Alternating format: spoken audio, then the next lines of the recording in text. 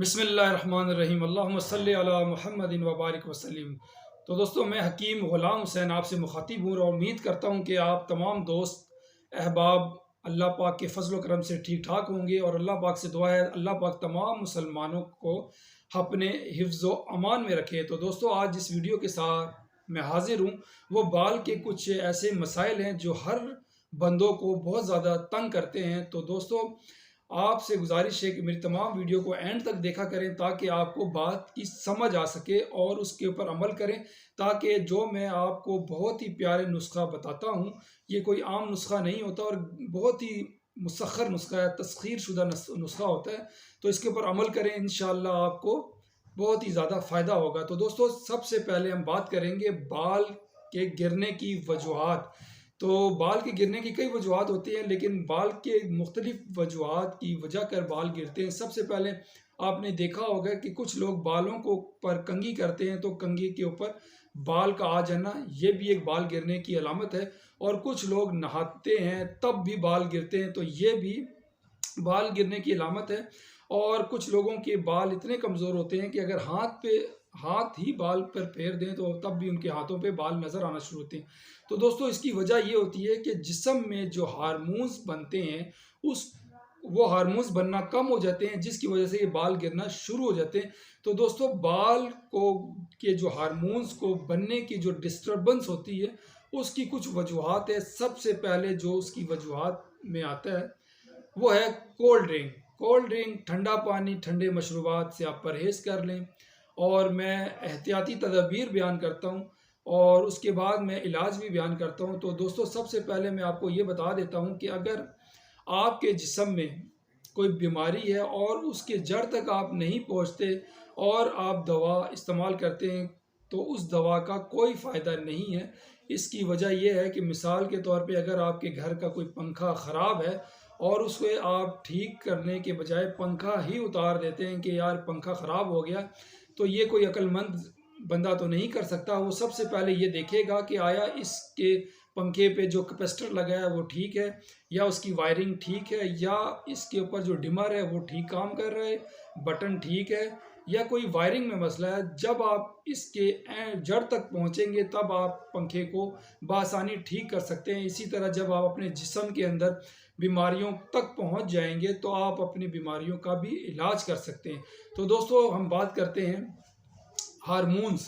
तो हार्मोन्स का ना बनना, सबसे पहले आपने क्या करना है कि ठंडा पानी, ठंडे मशरूबात और ठंडी बोतलों से परहेज़ करना है। तो आपने दूसरी चीज़ ये देखनी है कि आपके जिस्म में के कब्ज़ का मसला तो नहीं है।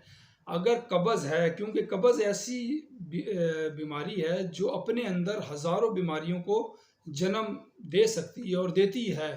तो दोस्तों, सबसे पहले आपने इस कब्ज़ का इलाज करना है और कब्ज़ के लिए आपने मेरे चैनल पे जाकर आप मेरी वीडियो को देख सकते हैं कि मैंने कितना ही ज़बरदस्त इलाज बयान किया है कि एक पुदीने की गड्डी से आप अपने कब्ज़, पुराने से पुराने कब्ज़ का मसला हल कर सकते हैं। लेकिन मेरी शर्त हमेशा यही है कि आप को जो चीज़ मैं बताता हूँ उस पर अमल करें और उस पर परहेज़ भी करें। तो दोस्तों, मिसाल ऐसी है कि अगर आपके जिस्म में के कब्ज़ है और आप कोई दवाई इस्तेमाल करते हैं, आपके अंदर ऑलरेडी टॉक्सिन मौजूद है और जब आप वो दवाई इस्तेमाल करते हैं वो भी टॉक्सिन ही बन जाएगी और वो भी आपको नुकसान ही देगी।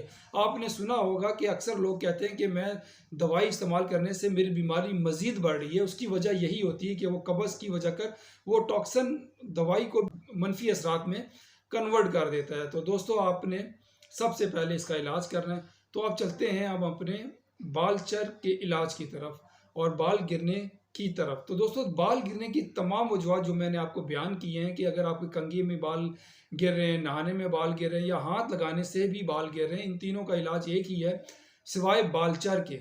तो बालचर पर भी बात करेंगे, पहले हम इसके ऊपर बात कर लेते हैं। बाल गिरने की बीमारी है, उसका क्या इलाज है। तो दोस्तों, आपने सुना होगा तारा मीरा का तेल। ये तारा मीरा का तो तेल है, इसकी जो खुशबू है वो मूली की तरह होती है। इसको लगाने से जिस्म में जलन पैदा होती है। जिस जगह पे आप लगाएंगे इसको आपने बर्दाश्त करना ही होगा और वो आप या तो रात को लगा लें या नहाने से आधा घंटे पहले आप लगा कर फिर नहा लें। इंशाल्लाह आपकी ये तीनों अमराज एक तारमीर तेल की वजह से ख़त्म हो जाएगा। ये आप 1 हफ़्ता लगा के देखें और उसके बाद आप अपने बालों को देख लीजिएगा कि आपके बाल रुकना शुरू हो जाएंगे, मजबूत होना और घने भी होना शुरू हो जाएंगे।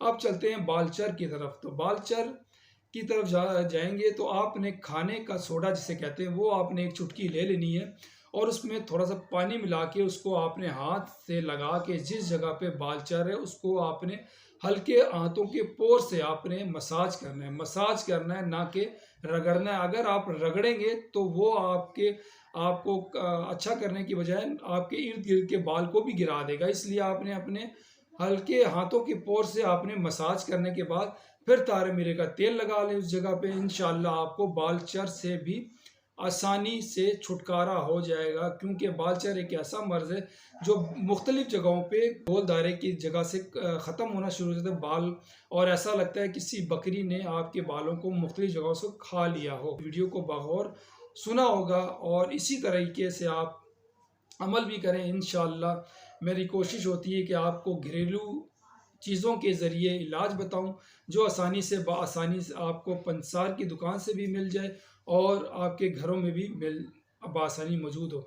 तो अपने दोस्त ग़ुलाम हुसैन को इजाज़त दें। अगली वीडियो तक के लिए अस्सलामु अलैकुम वरहमतुल्लाहि वबरकातुहू।